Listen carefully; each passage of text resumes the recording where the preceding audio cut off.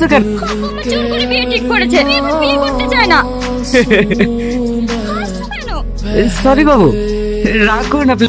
By the way, ছেলেটিকে তুমি বিয়েটা করে ফেলো।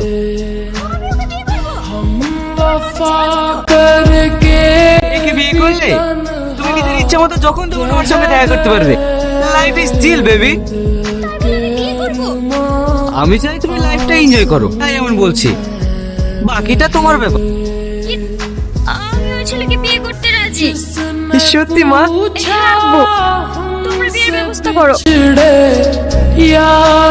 আসসালামু আলাইকুম। আল্লাহ তাআলা আমাদের জন্য বিয়েকে রহমত বানিয়েছে।